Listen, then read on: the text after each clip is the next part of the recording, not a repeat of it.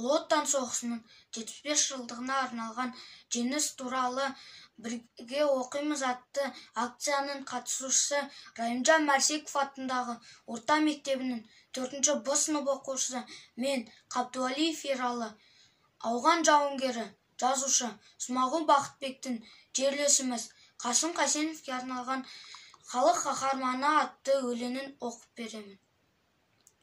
Аш-жалаңаш орманда таш жастандың басына, отаныңды қорғауға, жауға дейін ашына. Жерді қазып паналап, ызаменен мұң басты, қар шайнадың мұз жалап.